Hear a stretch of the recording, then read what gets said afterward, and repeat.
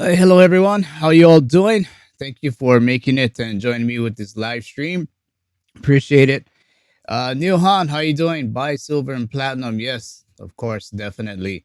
If you can, let me know how the audio is coming in for you, and we'll go ahead and get this started in about a minute and a half or so. We're going to be kind of taking a look at what's going on in the world. There are so many things happening in different places of the world. It's really starting to compound now. And then we'll take a look at past guest, Dr. Lawrence Reed. We'll go back and take a look at a few things he said during his interview. Some things from Gerald Salente's Trends Journal. Twitter, I might just kind of forget altogether. For some reason, something's wrong with my Twitter feed again.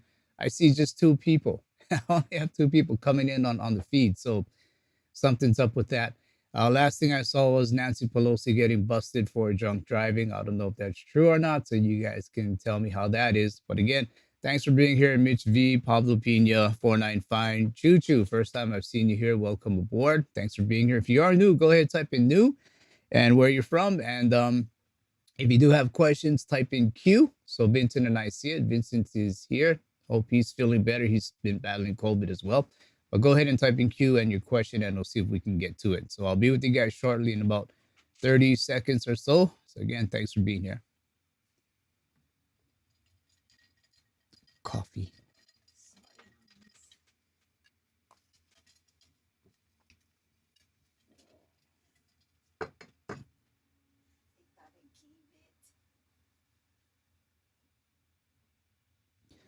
Yeah, Chuck Diesel, how's it going? Paul Bar, Carrie Ellen Wilder. How you guys doing? I'll be with you shortly.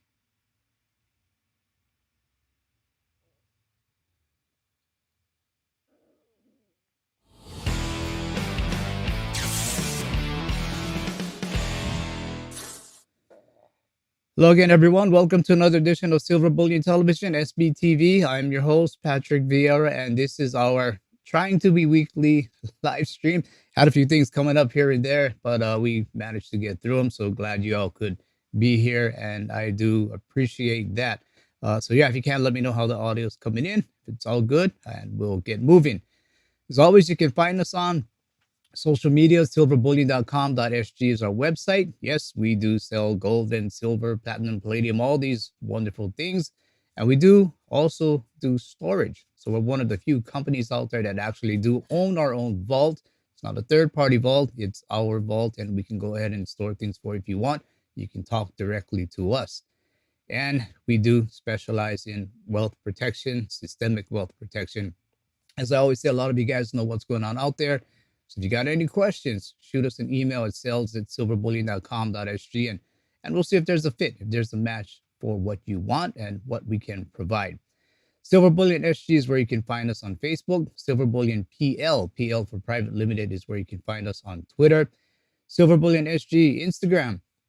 I understand there's some pretty good things going on there with the Instagram accounts. Audio only versions can be found on bit.ly or bit.ly, SBTV iTunes, and SBTV Spotify for just the audio only versions. And Crisis Tracker. This is a group on the Telegram app. If you have the mobile or the desktop, go ahead and search Crisis Tracker, one word.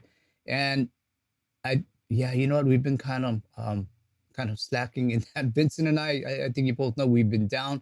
We'll get back on it. We'll be putting more articles up in Crisis Tracker, but this is where Vincent and I we dive into the weeds and we try and pull out the nuggets that may pertain to you either financially, economically, or precious metals wise. So do hope that you do join these groups. So again, thank you all for being here. I appreciate it. Just one last quick check. Kelly Slade, Patrick Bateman, how you doing? Appreciate you guys being here. Let's move forward to our upcoming guest, and that is going to be Warren Black. Interesting guy. He's the founder of the Global Wealth Club, and he specializes in knowing the ins and outs of knowing how to protect your wealth, minimize your taxes, going offshore, and more.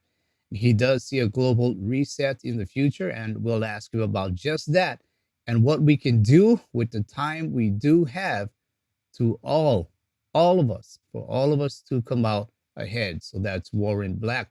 So please do subscribe, hit the bell to be notified when that interview comes out. Thumbs ups are always appreciated. Moving on to our, former ebook giveaway, which now turns into Amazon gift card giveaways.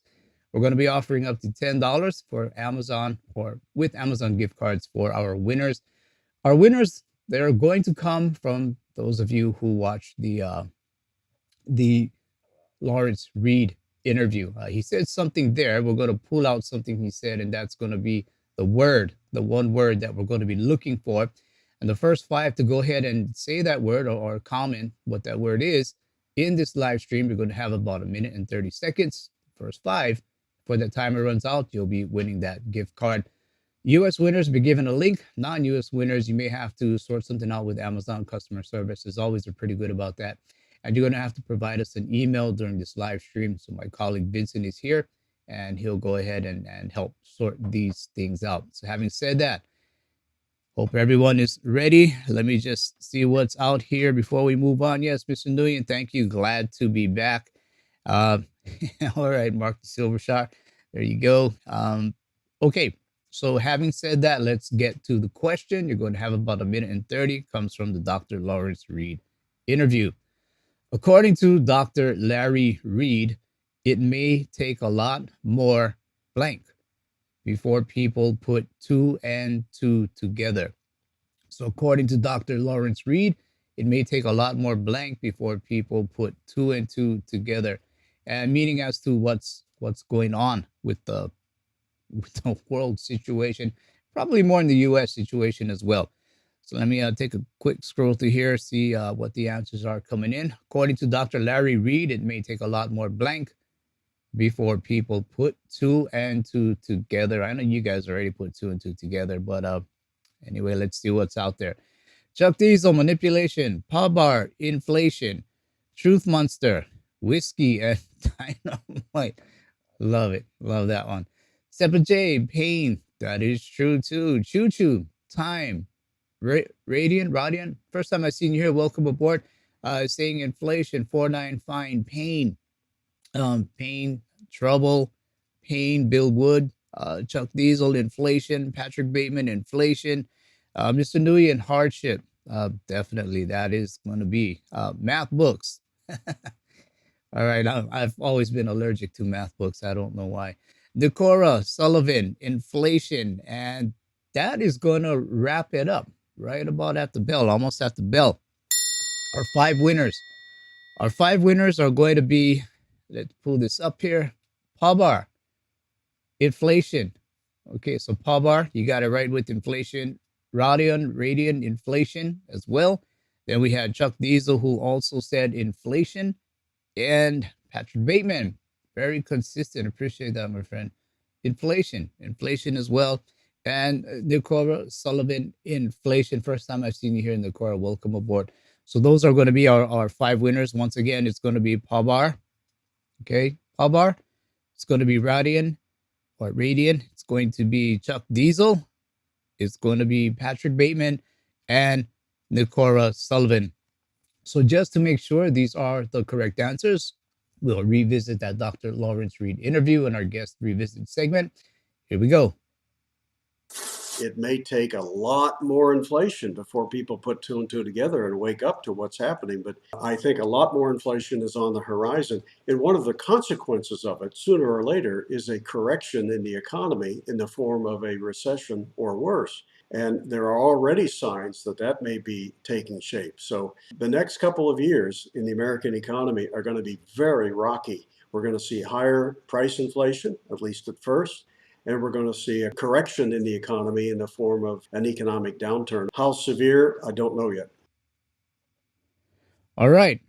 More inflation on the horizon. Yes. Recession or worse. Yes. How severe will it get? Very. My thoughts and your thoughts. So curious to know what are your thoughts, my thoughts on this. Yeah, definitely inflation. I think even more inflation is on the horizon. If not inflation, higher prices look to be here to stay. The supply side of things just aren't picking up.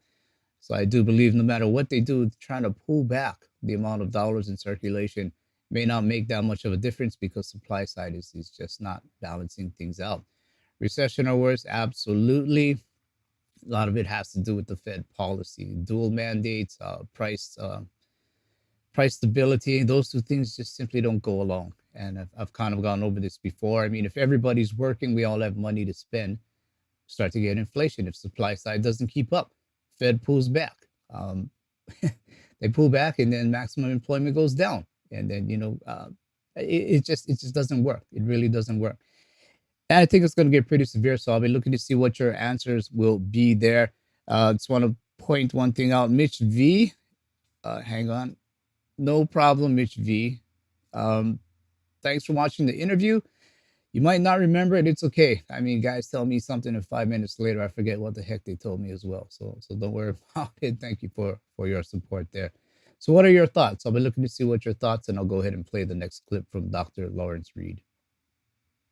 I'm frightened at the very thought that here we are in an economy that's beginning to turn down, but it's still relatively healthy, relatively low levels of unemployment, and revenues gushing into the federal government. You'd think that we'd have a balanced budget or something close to it, but we don't. We have massive deficits. How big will those deficits become, say, in a year if this year we go into a steep recession? I mean, those deficits might become so big they're just not financeable anymore. China might say, we're not going to buy any more of your debt. And we might lose our status as the world's reserve currency for the dollar. And if that were the case, if that were to happen, it would knock out a big chunk of the demand for the dollar and therefore its value. You could see hyperinflation take off pretty quickly if that should happen. So we're on the precipice, and time will tell, and time is running short. All right. No balanced budget. Absolutely not. Politicians are just incapable of balancing the budget. I don't even think they want to balance the budget. Deficits look to grow. That's because they don't want to balance the budget. No debt buyers. This is getting interesting. People don't really want to, or more than people, nations don't want to take on US debt as much as they once did. So no debt buyers. In fact, if anything, it seems to be the economies that are up and coming that are taking on U.S. debt, and they're going to be running into trouble, as we're going to see in a while. U.S. dollar loses world reserve currency status. I think most of us here already know this is going to happen, and we're trying to figure out what's it going to look like. How do we prepare for it? That's really one of the golden questions right now. And those are my thoughts. Interested to see what are your thoughts. Let me see. Patrick Bateman got it. Uh, let's see who was, if anyone else was out there that did go ahead and say inflation. Let me check. Actually, no one else said it. So maybe we'll just be giving away four unless I can go ahead and find something out there. But it looks like just four of them. So appreciate that, Patrick. So again, what are your thoughts? What are your thoughts out there? Let me take a quick look at the comments out there. Pablo Pina, definitely in Sri Lanka, the people put two and two together. I tell you, it's really a sad case as to what's going on out there. It's a frustrating case. You know, this is exactly what happens when you have leaders who have their own agenda, which is different from the people. And almost every country, this is the case. Again, we're going to take a look at it as part of the main topic. Corey Chambers, absolutely. First time I've seen you here. Welcome aboard, Corey. Politicians rely on promising free stuff, and that's it. And you and I, well, maybe, hopefully we do, but a lot of people they don't understand nothing's free. You know, this thing has to be paid from somewhere, and it's being paid by future generations. So a lot of us, or a lot of people don't seem to quite understand that. Nonetheless, one more clip from Dr. Lawrence Reed, his interview with us. And I think also we have to get rid of the Federal Reserve. I can't think of another institution in American history over the last 130 years that has more fully and disastrously failed its various missions. We were told when it was created that it would iron out the business cycle. And yet it gave us the Great Depression and 8 or 9 recessions with its erratic monetary policy. We've been told that it would provide just the right amount of currency to protect the integrity of the dollar. Well, clearly it's not doing that because the dollar is worth less than a nickel of its 1913 value and going down now at probably double-digit rates. We were told that it would help promote full employment, and yet, again, Great Depression, 8 or 9 recessions, and a looming recession once again. It is the centerpiece of our economic problems. And so I would get rid of the Fed and do something like what the Congress did in 1875. We actually have precedent in America for restoring the convertibility of our paper currency to precious metal. Okay, he said a few interesting things there. And the Fed, I, I thought we all loved them. You know, doesn't everybody love the Fed. Why does he want to stay in the Fed? Beats me. Fed failure, absolutely. They've been failing in their dual mandate forever. And he mentioned something about the Congress of 1875. So again, I would like to know your thoughts here. Um, Truth Monster, we're going to add you for your as a $10 gift card winner, whiskey and dynamite.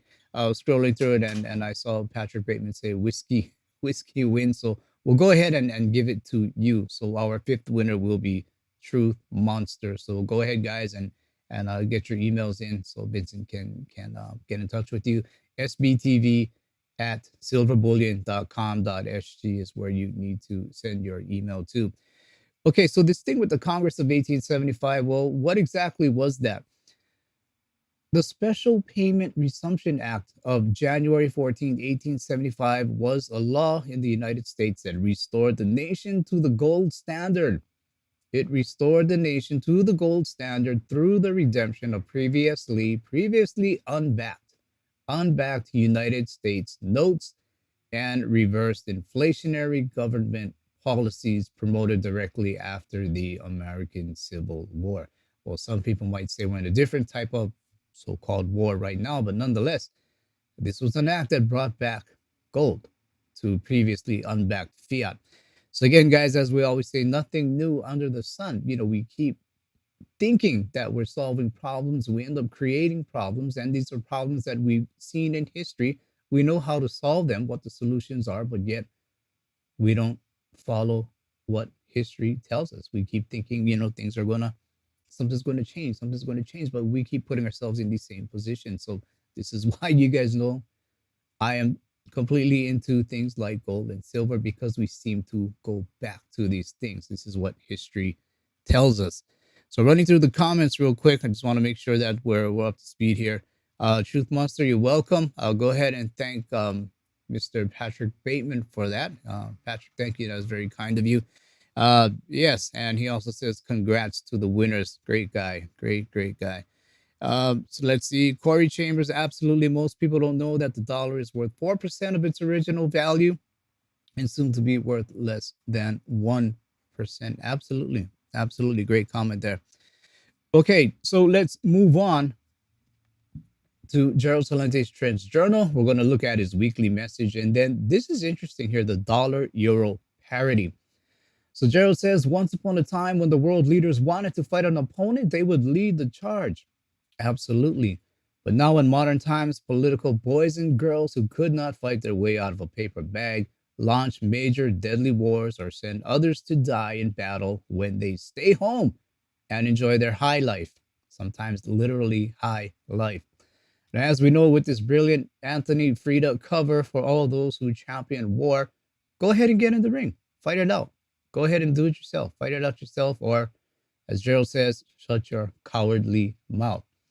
Last week or the other week, former Secretary of State Henry Kissinger, in his address at Davos, said that the complete failure to negotiate for peace and the effort to antagonize Russian President Mr. P will likely lead to more instability in Europe. Negotiations need to begin in the next 2 months before it creates upheavals and tensions that will not be easily overcome. This is what Kissinger said. And from bad to worse, a new CBS YouGov poll released a couple of weeks ago found that nearly 8 in 10 voters, or some 77%, say things in America are going somewhat or very badly. Indeed, the U.S. Census Bureau announced today the sales of newly built homes were down 16.6% in April from March and 26.9% from last year. Hang on, let me just check something here. Okay. All right, we're good here. Okay, sorry about that. So George Soros, billionaire investor, repeated what the Trends Journal has been forecasting for months. The global economy may be headed for a depression due to China's repressive lockdowns and the country U war. These negative results will continue to gather momentum until Xi reverses course. Coming on top of the real estate crisis, the damage will be so great that it will affect the global economy. With the disruption of supply chains, global inflation is liable to turn into global depression. global depression. This is according to one of our other favorite people, Mr. George Soros. Dollar euro parity.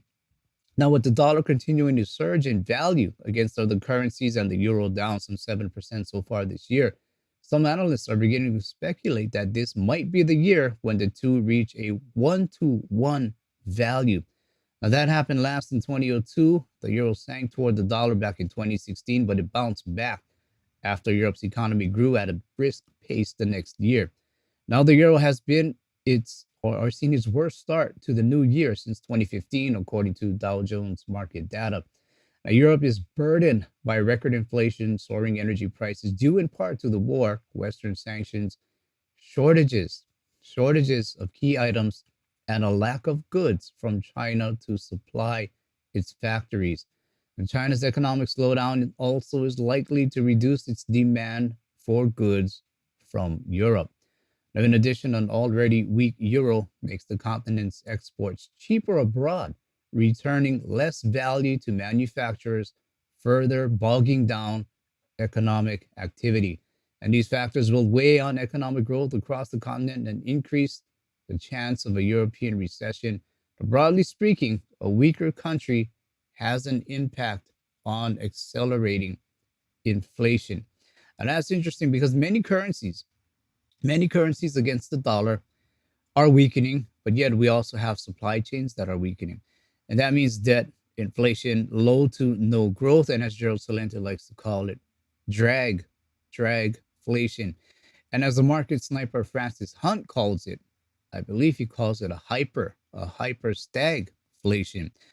And I urge you to watch the next episode of Metal Money, which is going to be upcoming, where I speak to Francis Hunt, and he's going to talk a little bit about just that.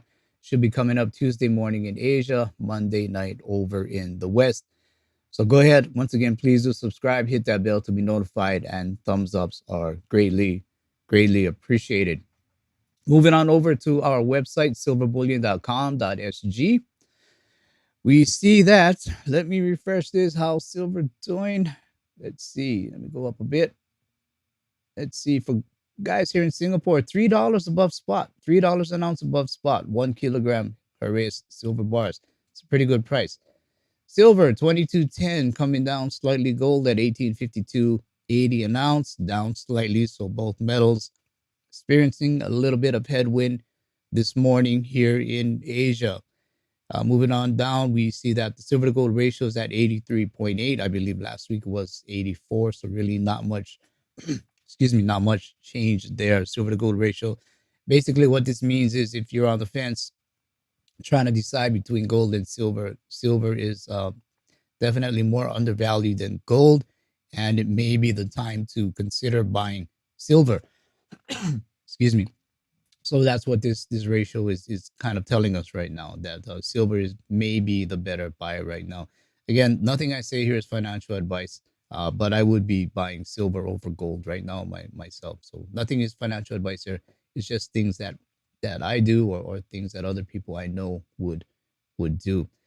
Featured products, again, we do have the common things: gold maple, silver eagles, things like that. 1 kg gold bars, we do have them. You can purchase these, or you can go ahead and store it with us if you're an international, if you're outside of Singapore, let's say. Silver 1000 ounce LBMA bars. This one here is where a lot of silver investors, if they can, this is where they go to. This usually has the best percentage over spot, the lowest percentage over spot price, or lowest premium. So we do have 3 bars in the shop. As I always say, bring your trolley. This thing is heavy. Trust me, it's heavy. In the vault, 437 bars that you can buy and own. It is yours. You go ahead and purchase it. It belongs to you. This isn't some type of, pooled account or anything like that. It belongs to you. You're going to have a serial number that identifies it to you and only to you.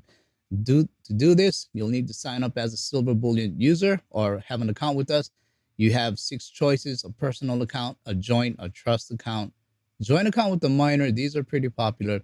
Business account, and a precious metals IRA account. These are also really starting to fire up. So if you do have a retirement account, you may want to be looking at a precious metals retirement account. Basic information, at least for a personal account, we just need your name, some type of ID, and fill out an application and your country of nationality, preferred currency.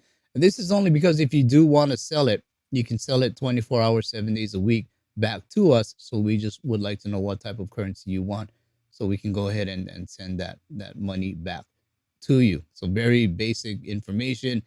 And as always, this does help us out. Please do go ahead, and even though we're at the bottom, go ahead and look for us and put in YouTube SBTV. And as I've said before, excuse me, you would want to tick this box here for secure notifications. This simply means if you get an email from us, it's just going to say uh, you have an email from us. Check your account. In a nutshell, that's all it's going to say. Nothing is in the body of the email. We all know today how algos are just horrendous. They are all over the place, looking at everything you do, hearing everything you say nowadays. So this is just another layer of security out there. You know what? I'm going to move on, and what I'm going to do is I'm going to kind of skip the Twitter, because for some reason, as I mentioned earlier, my Twitter feed I only see two guys. I just have two guys, and I don't see anything else. So I don't know what's going on with Twitter, but anyway, I guess I'll spend some time looking at your comments here. Let's see. Adil Bata, you know, that's a good question, my man. How high will silver and gold go in 2022? That's a great question, because it's there are a lot of components to that, man. I mean, is it just the price, or is it the assurance that it's going to bring against what's going on? I mean, even if the price doesn't go that much, if the insurance aspect of it is helping me out, I'm still gonna love it. So the investment side, we want to see that price go up. The insurance side, we want to see it storing wealth as it should. So I think there's just a lot of good things that silver and gold can do, and price is one of them. Price is nice, but being able to store your wealth and be there for you, that's equally, if not more important as well. But great question there. What else is out there? mm, Let's see. Mr. Diesel, Chuck Diesel, love that name, man. Silver has gotten kicked down, but yeah, I'm looking forward to getting a couple hundred fiat dollars of constitutional silver now that silver prices are down a bit. Yeah, yeah. I mean, if you can, I would say if you can get your hands on any type of silver or gold, go ahead and get it. I think demand is really going to outpace supply, as more and more people, are thinking what to do with inflation. As more and more investors are seeing what's going on in the stock markets, in the bond markets, the last place they're going to check is commodities. They're going to be looking at silver and gold. So, if you can get your hands on it, I would say go ahead and get your hands on it. A lot of guys are waiting for prices to come down, and then they find out, well, the price came down, but the premium went up. So sometimes you don't really get that savings you're looking for. But as long as you have it in your hand, you should feel good about that. You should feel pretty good about that. Let me see what else is out there. Uh, yeah, Mr. Nguyen, absolutely. The price doesn't matter to me. What counts is how much in weight I have accumulated. And that sums it up. Couldn't have said it any better. Mr. Nguyen, absolutely correct. You want to accumulate. You want to accumulate. It's definitely the weight out there. Okay, so what I'm going to do is move on to the topic of the day, because I'm going to need your help trying to understand this, because so many things are happening in the world right now. I mean, what's going on? What exactly is going on? Food shortages, fuel shortages, baby formula shortages, debt crisis. We're getting hit in the mouth, we're getting hit in the gut, we're getting hit in the wallet, we're getting hit every which way, every which way possible. And there doesn't seem to be any relief in sight. We hear all kind of jawboning on financial news networks, and still, go ahead and put your money in this, put your money in that, and you'll get every now and then some short takes of the hotspots in the world and things like that, but they don't really say quite often what's all the things we need to know. So I mean, what exactly is going on? So many little, not little, but a lot of fires going on in the world. Let me take a look at one of these things where we see India has flip-flopped their policy on wheat exports. So this is fairly recent, where India's policy uncertainty can be traced back to inaccurate crop estimates and poor decisions based on that. So again, this is, I think, kind of being smoothed over as well. But New Delhi, India, nearly a decade ago, Harmon Brar, now 38, gave up on a career in business management and returned to his ancestral village to take up farming. After years of low crop prices, Brar, like millions of farmers across India, was relieved to see prices of oil seeds and grains soaring through 2021 and surpassing previous highs in March of last year or this year. Following, of course, the invasion, it was an opportunity to recoup past losses, but late in the evening on May 13th, when India banned wheat exports to tame local prices, Brar felt slighted. It is the farmer's interest, and this is true, it is the farmer's interest that is often sacrificed to keep consumer prices low, Brar said over the phone. As global wheat prices soared, following the war, farmers in India sold their harvest at a 10 to 15% premium over the government's announced minimum support price. And many held on to their produce, expecting prices to rise further, even as traders brought quality harvest in a frenzy. And he went on to say the bullishness was driven by India's exuberance, with none other than Prime Minister Narendra Modi's claiming that India is capable of feeding the world and filling the gap created by the war. Now, India is the second largest producer of wheat globally, exported 8.2 million tons in the year to March 22, which was a record. The government claimed India could export anywhere between 10 to 15 million tons in the current fiscal year, which ends March 2023. But moving on to this one, what also came out was India has decided to restrict the sale of sugar in international markets just days after it banned wheat exports.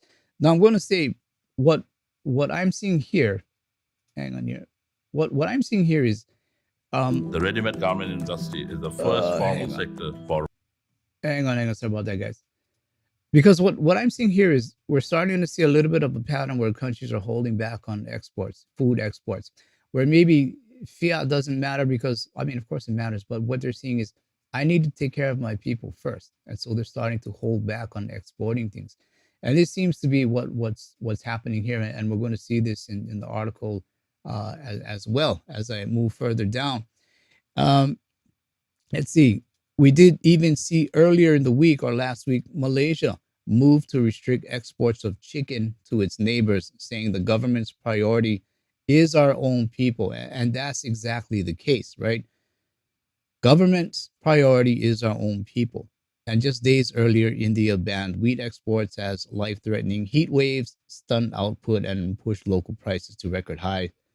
The country is the world's second biggest producer of wheat. Okay, so we kind of got through that part there, and then we saw, this whole baby formula shortage deal, and this one really puzzles me as to how this is happening, where we have a massive shortage in baby formula, and it's causing an outrage and concern as parents are struggling.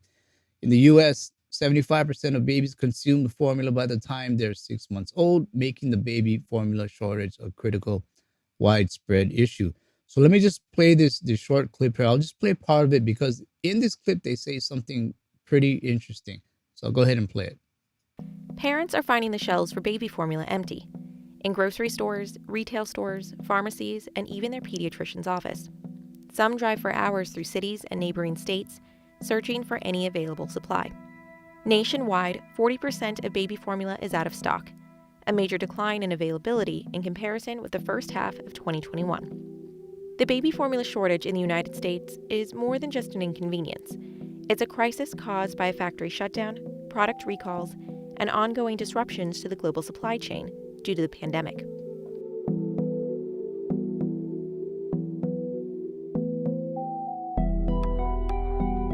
In February, the U.S. Food and Drug Administration shut down a major production facility in Sturgis, Michigan, owned by Abbott Nutrition, the largest infant formula manufacturer in the country. The FDA recalled 3 brands of powdered baby formulas made by the company due to potential bacterial infections, including salmonella, resulting in the deaths of 2 infants. Okay, let me pause this part here because uh hang on, let me get here. Let me okay, because I found this part interesting about that, guys. I found it really interesting because sadly, there were two deaths, and there's a possibility of bacteria, salmonella, and things like that. So the FDA chose to shut down the plant after this and two deaths. And I would just like some consistency with what the government and governments across the world are doing, because here we had two unfortunate deaths from infants, but yet we all know what's going on with other things that are people are getting hurt and getting killed as well, but there seems to be no consistency there. So this part really made me kind of wonder, and if it made me wonder, I'm sure it made you guys wonder as well, where this was halted after two deaths and we still have other things continuing on. Um, so we need a little bit of consistency. It really makes you wonder what our leaders are thinking or doing. Anyway, let me get back to this. The agency advised parents not to buy or use certain batches of Similac, Alimentum, and Elecare powdered infant formulas, all Abbott brands. Abbott Nutrition's product recalls and facility shutdown prompted parents to stockpile formula, just as inflation began to rise. In 2020, during the early days of the pandemic, parents also hoarded formula, leading manufacturers to cut back on production in 2021. In response to the current shortage, retailers like Walgreens, CVS, and Target have each implemented policies to limit purchases. Retailers implemented a similar policy in March 2020, when hand sanitizer and toilet paper were running low. Purchase limits are also put in place to prevent price gouging, especially amid rising inflation. Okay, so I mean, in a nutshell, in a nutshell, we're going to see uh, purchase limits. We're even going to start to see things like we're going to call it they're going to limit prices, price controls. There's the word. We're going to start to see these things, and we're going to start to see, like I said, even countries starting to hold back on food supply. And the problem here is there's just no consistency with what governments are doing, and that's pretty troubling. I mean, when I looked at this, the whole baby formula thing, and again, what's going on globally doesn't quite make sense. It's not consistent. I'm not trying to say anything else other than there doesn't seem to be consistency going on. So moving on, policymakers, they do have much to address, starting with spiraling food prices. The Russian-Ukraine conflict involving countries that between them supply some 29% of the world's wheat has continued or contributed to a 67% increase in wheat prices since the beginning of the year. And as one of you mentioned, the BRICS countries are really starting to assert their strength or gather steam. For sure, I see that as well. Now, export bans imposed by other wheat producers are also fueling price increases, as is a fertilizer shortage. We've seen this a while back, right? Fertilizer shortage of reduced supplies from Belarus and Russia. Now, unsurprisingly, famine is spreading, and the first countries to be hit are those that they were already having hard times. Already having hard times prior to Russia's invasion, including Afghanistan, Democratic Republic of Congo, Ethiopia, Nigeria, Pakistan, Sudan, South Sudan, Syria, Venezuela, and Yemen. Rapidly joining them are countries that rely on imported grain and are already facing acute food insecurity, such as Djibouti, Lesotho, Mozambique, Burundi, Madagascar, El Salvador, Lebanon, Honduras, Eswatini, first time I've seen you here. Welcome aboard. Never heard of that country, gotta admit, but Eswatini, Guatemala, and Namibia. This list is just growing. And United Nations World Food Program Executive Director David Beasley recently issued a stark warning. If you think we've got hell on earth now, you just get ready, is what he says. If we neglect Northern Africa, a lot of countries that I just listed off there are from North Africa. Northern Africa is coming to Europe. If we neglect the Middle East is coming to Europe. Rising food prices and hunger will make riots and political upheaval more likely. And we see articles like this where the World Bank warns of debt crisis for developing nations. So it's not just the food. It's not just the food. We're also looking at debt crisis. So even before the Ukraine war began, people have been plunged into crisis in, again, Afghanistan, Ethiopia, Somalia, Yemen, Myanmar, Syrian refugee camps, and elsewhere. Though in March, large scale protests erupted in countries including Cameroon, it's another country there, India, Pakistan, Spain. Spain was a surprising one. And of course, Sri Lanka. So, what's been happening with Sri Lanka? It's a situation that's only getting worse. In fact, Sri Lanka, I believe, defaulted on their debt. They don't have any more money. No money, not even for fuel, is what a minister says. And we'll go ahead and let me take a look at that. So, wow, this is a big one. You see, Sri Lanka to default on debt, no money for fuel, minister says. So, Colombo, this was a couple weeks ago, May 18th. Sri Lanka is expected to be placed into default by rating agencies. This was a couple weeks ago. The country had run out of money to pay for fuel. Okay, the minister said the country had run out of money to pay for fuel. An economic crisis unprecedented in the country's history since independence back in 1948 has led to a critical shortage of foreign exchange that saw it miss two coupon payments on sovereign bonds back in April 18th. Okay, so this goes back to what we've been talking about before, where and it just seems like the world's going into survival mode. It seems like all the turtles are starting to stick their heads back in the shell and waiting it out. It seems like all the fish are, they know that there's stormy water, so what do? They just go a little bit deeper to ride it out. I mean, it seems like the world is going into survival mode.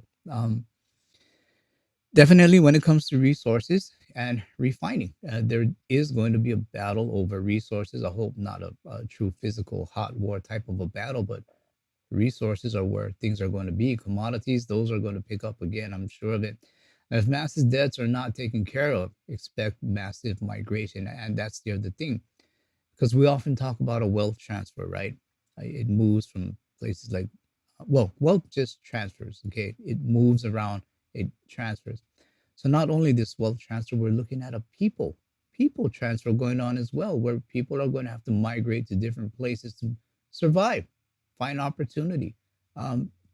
And I don't know, as the gentleman before was saying in his quotes, it seems like the tip of the spear is Europe. And how will Europe handle this migration coming in? And they're looking at a very, very real possibility of a harsh winter coming ahead because of energy. So Europe, tip of the spear, we're going to see what really happens there, how things unfold. People transfer. And to compound things even more, the greenback's rapid rise increases the risk on the global economy. And I'll take a look at an article here. Let me pull this one up. The greenback's rapid rise increases risk for global economy. The risks are particularly acute for those developing countries already facing the clear and present dangers of crisis over the economy, energy, food, and debt. This is exactly the point. What's going on where all of these things seem to be happening all at once? With so much going on in the global economy and financial markets, the dollar's strong recent appreciation has attracted less attention than what would have been expected given the historical experience. Now, on paper, the appreciation of the currency of the world's most resilient economic performer should help adjustments in the global economy. It helps boost the exports of weaker countries while alleviating inflationary pressures in the US by lowering the cost of imports. Now, in current conditions, there are hazards in a rapid rise in the dollar for both the well-being of an already wobbly global economy and for unsettled financial markets. Since the start of the year, the dollar has appreciated by some 10% as measured by the DXY, a widely followed index of the currency's global value. And what has been notably a broad move encompassing the currencies of a vast majority of the economies, the total 12-month appreciation of 16% has taken the index to levels not seen for 20 years. And Mr. Allrighty believes the three factors are in play. Expectations that the Federal Reserve will raise interest rates more aggressively than other central banks in the advanced world, the U.S. economic outperformance that attracts capital from the rest of the world and the relative haven appeal of its financial markets. So far, there has been little political pushback to a development that erodes U.S. competitiveness and contributes to its record trade deficit. In the past, such rises in the dollar have threatened in the past, they have threatened trade wars. Now, America's strong labor market has countered potential tensions. Yet, the lack of U.S. political antagonism over the dollar's ascent does not mean that it's a smooth sailing for the global economic and financial stability. The risks are particularly acute for those developing countries already facing the clear and present dangers of crisis over the economy, energy, food, and debt. Here's the thing for most of them, dollar appreciation translates into higher import prices. So all these countries that we just rattled off earlier, a good amount of them are going to translate or see higher import prices, a more costly external debt servicing, and greater risk of financial instability. It puts further pressure on countries that already stretched in resources. They already are stretching resources and policy responses because of what has happened. Basically, as these interest rates rise, whatever debt they have in US dollars is going to rise as well. And that's a real problem for them. The US dollar is getting stronger. And I think some of you have heard of Brett Johnson's dollar milkshake theory. I think, maybe it's time to get Brett back on again. But it's in full effect. The dollar is rising against other major currencies. If you look at the DXY, what's not on the DXY is, of course, the Russian ruble. The Russian ruble has been gaining a lot of ground, on the US dollar. So, again, really, it depends how you see things, where you're getting your news from, but still, you got to keep your head on the swivel and look all around there. So, the thing is, what should we do? Hang on to dollars, get more gold and silver, get Bitcoin, get gold backed tokens like cash gold backed token, especially for gold portability and barter ability. You guys know I'm on the record.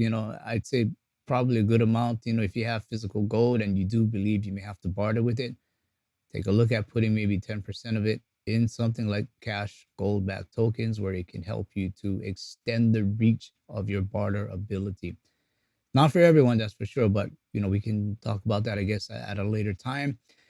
Or do we go and get food? Learn to live and survive off the grid on an urban farm or on a country farm, or simply all of the above and more. There are fires being sparked all over the world, and it won't take much for global resource and inflation inferno to take effect. So this is definitely true. Let me see where I'm at here. And regarding the elite, they met in Davos again, and well, elite, they like to be known as, kind of pathetically like to be known as. Gotta ask, are we increasingly entering a world where gatherings such as Davos are indeed a silent coup d'etat, as we kind of talked about a couple weeks ago, a silent coup d'etat to capture governance? I'm curious to know what you think out there. Let me go ahead and take a look at the comments here. Just want to make sure I'm connecting with you all. Um, let's see. Uh, yeah, exactly. People are gonna really, people are gonna start to get on fire as well. People are gonna be as mad as hell from all the problems, without question. But again, some of these do stem from us, you know, um, choosing not to understand that our politicians are the biggest cause of what's going on. And some of it is us. We're at fault because we put these same guys back in, and we're at fault as well because we like all the free stuff, so we put these guys back in. But as a lot of people are saying now, we're really going to see the pain. Tweety Bird, yes, it's a mad, mad, mad world. Absolutely, absolutely. Let's see. We can farm and barter. Belly dance, Rabia. We can farm and barter until our governments self-destruct. You know what? That's a great point.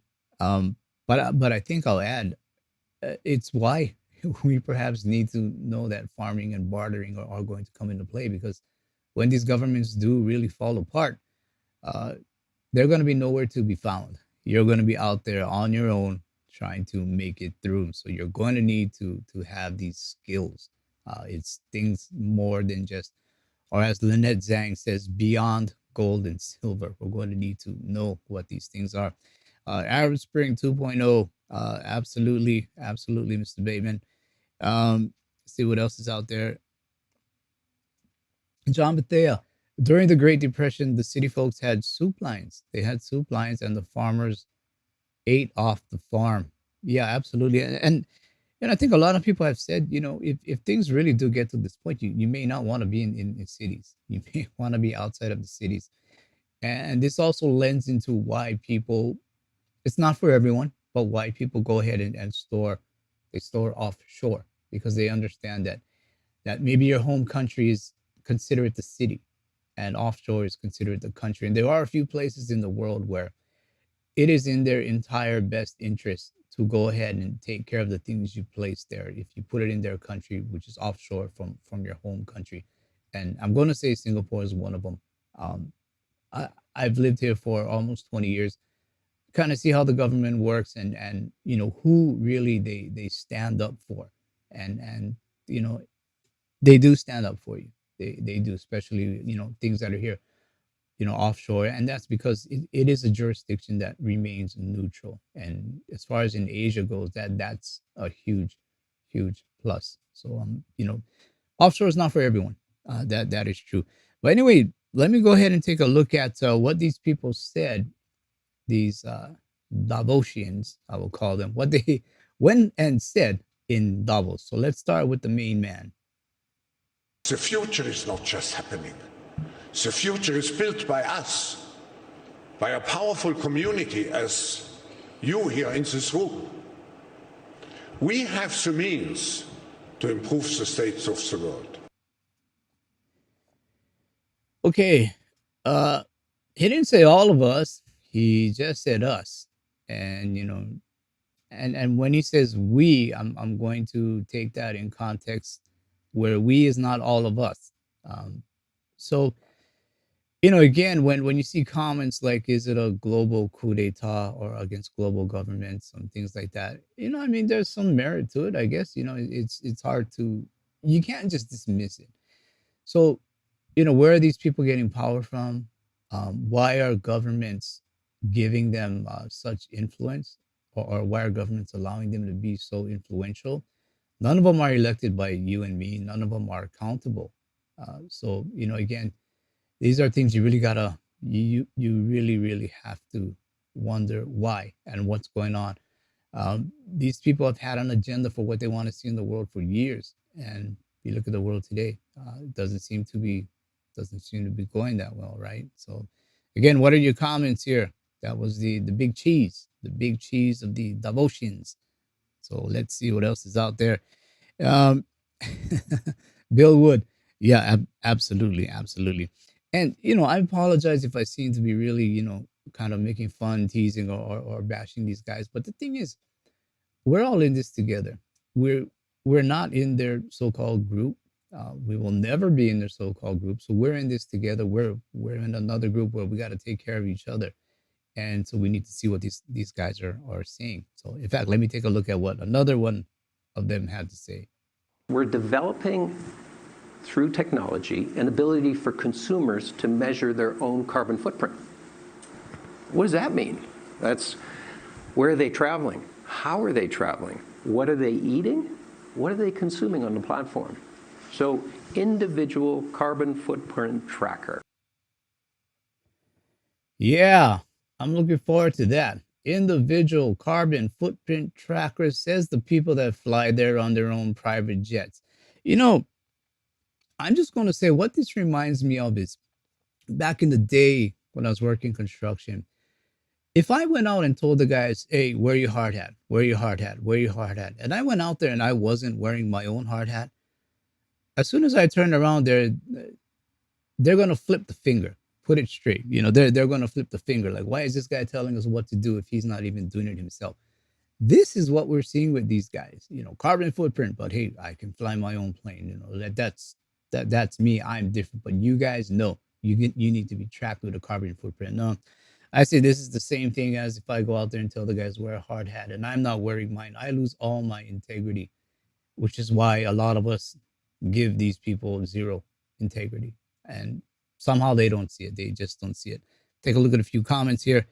Um, Rusty, the governments are at a war with their own citizens. It very well could be. Um, it's information. I think if it is a war right now, it's information war. You aren't being told everything you need to know. Uh, Truth. A lot of times you're not being given the whole thing. And it's lying by omission a lot of times. So we need to go out and we need to look, see what's going on. We need to find alternative places that we can look and find things that are really starting to make sense. Let me see. Uh, okay. All right. So let me go ahead and yeah, 49 fine. There you go. It's a big club and we ain't in it, as George Carlin said. And again, I'm not really trying to bash, anyone or anything here. It's just that we need to know. We need to know what people who look like they're going to be in charge are thinking, or what they have in store, and things like this. When they want us to do something, but they're not doing it themselves, I have zero. The integrity is just zero. So let me look at another clip here. People forget greenhouse gases are pollution. And 15 million people a year die because of the quality of the air around the world. We're dealing with a crisis here, folks. It's a crisis made by human beings. Okay, the problem with that is he's not talking to, or they're not enforcing it with the countries that do seem to pollute the most, that do seem to have the most deaths due to bad air quality. And you can go and check for yourself. Two countries that are going to pop up are India and China. Do you see them pushing any rules on these two countries? No, but they're pushing it on the West. And when you look at these numbers, there's not many people dying from air pollution in the West, in the Western countries. So why are they, again? Where's the integrity here? You want, really, let's just be straight, the West to go ahead and do certain things, but these things are primarily happening in the East. So again, where's the integrity? You really got to wonder. We talked about a wealth transfer, people transfer. We're definitely going to see a power transfer as well. Again, I'm just saying we all have to really understand what these guys are saying. Don't take my word for anything here. You go ahead and do the research yourself. So that was what he said. I'd give him a gram of respect if he's talking to the right countries, instead of talking to other countries to create the so-called narrative. True or not, doesn't matter. He's speaking to the wrong people in the wrong places. Anyway, let me move on. We need to accept that there will be some pain in the process. The pace that we need will open up for missteps. It will open up for shortages on energy. It will create inflationary pressures, and maybe we need to start talking about that. Fighting pandemics and climate change, avoiding nuclear war, maintaining global institutions have had to take a backseat to that struggle. That's why I say our civilization may not survive. Right, our civilization may not survive is what he says, and she says we may feel pain. I agree with the pain part for sure. And as far as civilization surviving, I really can't say anything more than it just depends what side of the fence you're on. It just comes down to that. Anyway, the point is, no responsible leader of any country would let the things today happen without being corrupt or compromised in some way, shape, or form. That's just straight truth. That is just straight truth. No responsible leader of any country would let the things today happen without being corrupt or compromised in some way, shape, or form. If you're a leader of a country, your first responsibility is your people, not necessarily, um, doing these whole things that encompasses the whole world. Because when you do that, you lose your sovereignty. And like, as we said before, the world is made up of many countries. These countries are made up of people who have different languages, cultures, beliefs, religions, whatever it is, all the things that make us different. When you do these things, you're stripping away that the things that make you individuals. You're stripping away part of your country's sovereignty, and I just don't see it. I think most of us, probably don't see that, because these are the things that make the world colorful and beautiful. These are the things that spark new ideas. Something may work in some place, and it may not work in another place, but somewhere down the road it meets, and you see maybe uh, a better way to do things. So, I'm just not one who sees that. Again, I'm more where we got to understand what's going on, and protect ourselves. Unelected, unaccountable people are deciding our future. Why? Why? Because what? Because they are wealthy, I suppose. I don't know. They own our leaders. They own our leaders, our media, our voice. And they own us because, frankly speaking, we're asleep, uninformed, and we're divided. And we all know divided is how we fall. That's going to wrap up the topic of the day section, and I just want to take a look at your comments out there before we head on out. I know some things were a bit sensitive. Um, we all have different thoughts, which is good. And it's always good to share your thoughts. Whether you agree or disagree, we'll always respect that. Again, that's what makes people great. We're not robots. We're not AI. Okay, we're people. Let me see what's out there. 49 fine. We're all a wave of continuous, presently experiencing the condition of humanism. We are all the same. We're all one. This is the natural law which the true elites gear. We never learn. Okay. Um, Tweety Bird, love conquers all. That's a big part of it. I think when you see that word love, you don't necessarily see the word power.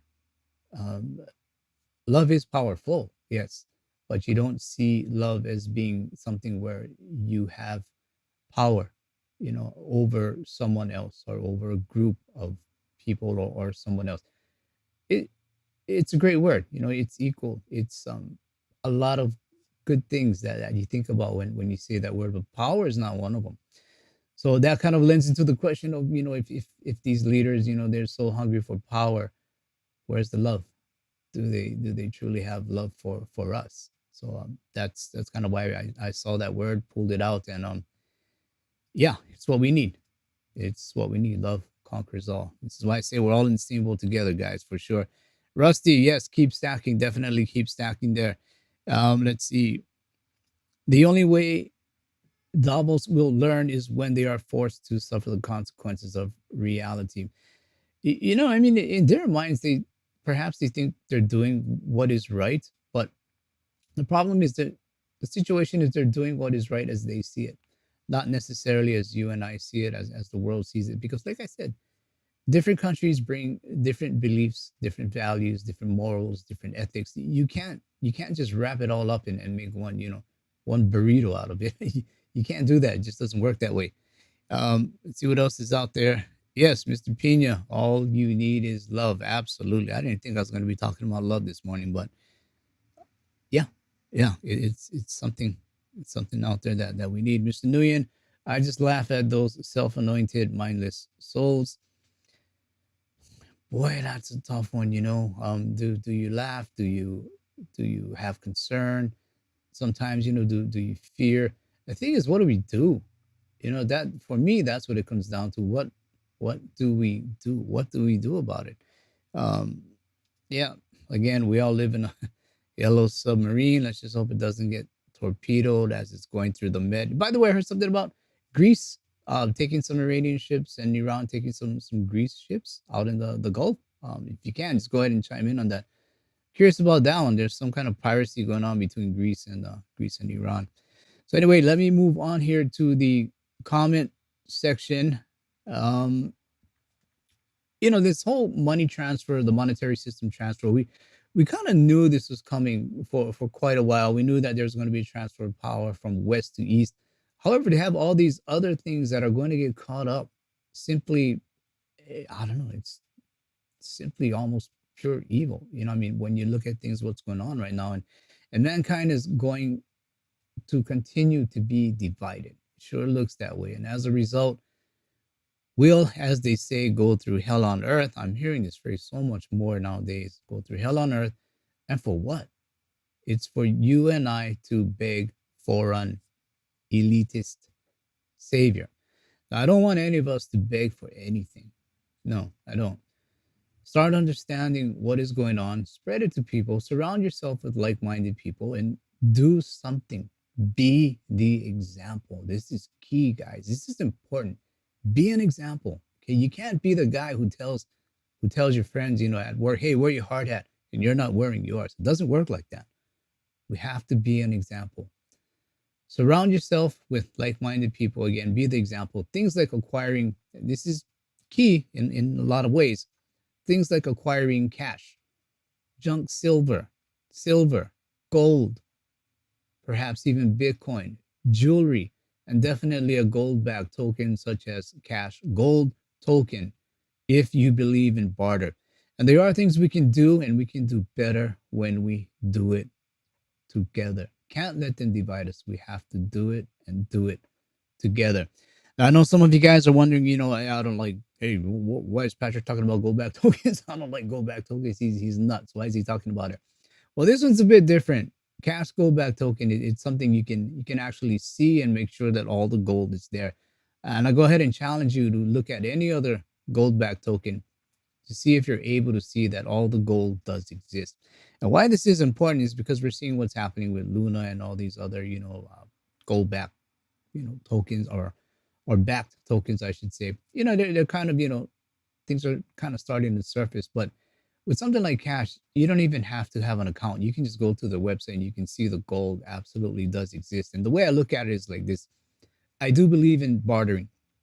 I do think it may come down to that. But the deal is with bartering, I have to be within arm's reach. I have to be able to give you my gold. You have to be able to give me the product, and that's fine.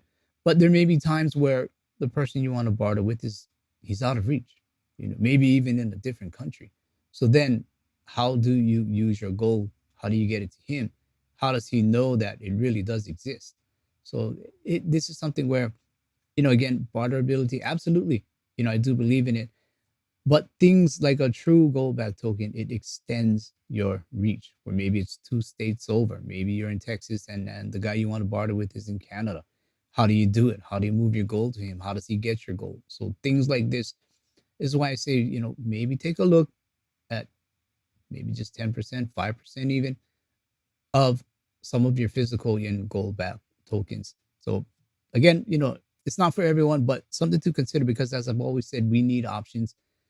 We're definitely going to need options. And I'm like you, I get silver, I get gold. And the thing is, I want it to work for me and do what it's supposed to do when it needs to do it.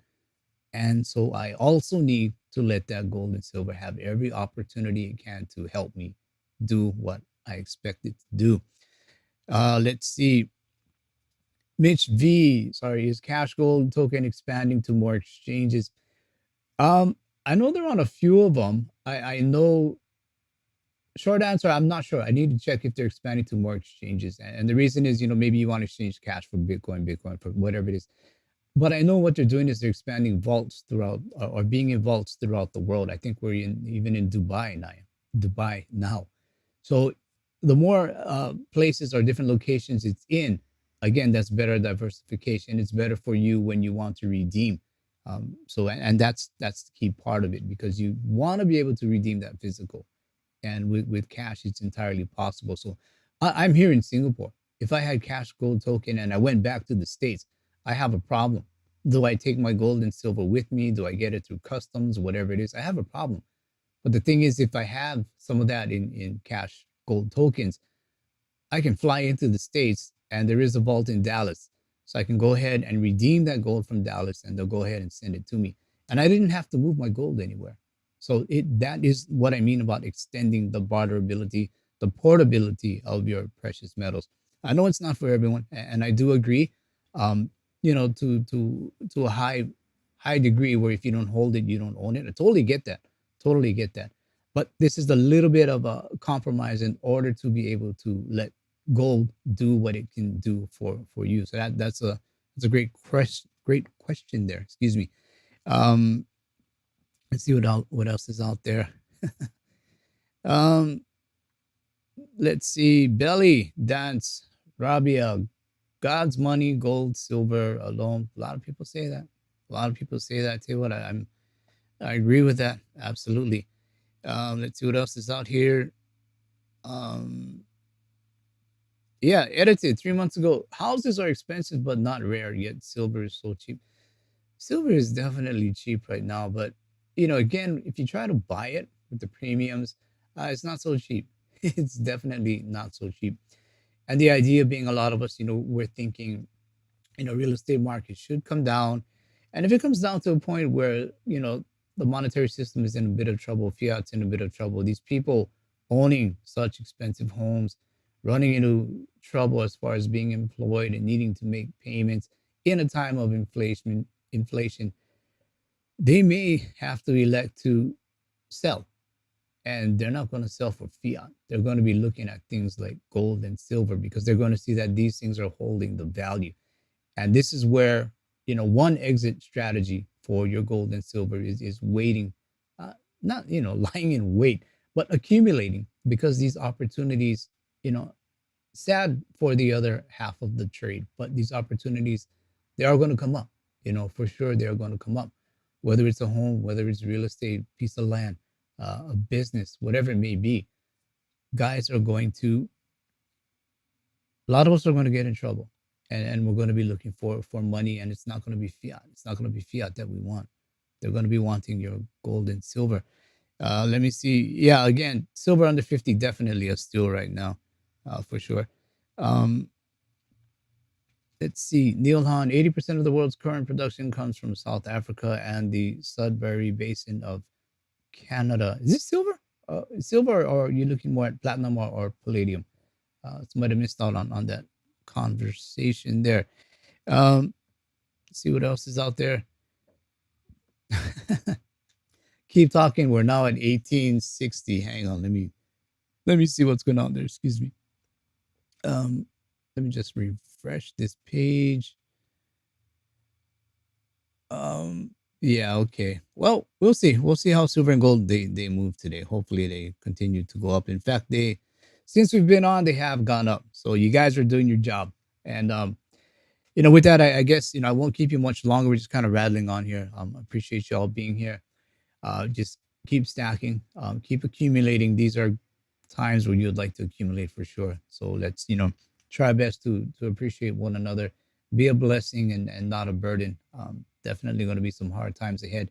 Keep an eye on what's going on. Information is almost everything right now. It's a true commodity, getting good and right information. And again, I didn't mean to take such a sour turn with things, but it's India's fault because they're not exporting sugar, so that's why things turn sour. If India exported more sugar, it would have been a little sweeter for you guys today. But anyway, I appreciate you being here. Do your best to be that blessing, not a burden. Help people out, talk to people, and again, your comments here they mean more than anything I could say. There are people who are struggling to find answers, and they're looking at sometimes places like us. They read your comments, and it's thought provoking to them. So appreciate that. So again, thanks everyone for being here. Yeah, Pablo Pina, Truth Monster, Mitch V, appreciate it. And we'll see you guys in a week. Vincent's doing better. Thank you for the well wishes for Vincent and I.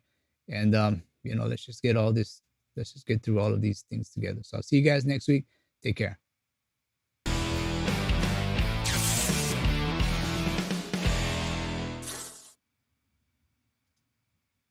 One more thing. Saddle up for what's coming ahead and silver up as well. And I'll see you guys next week.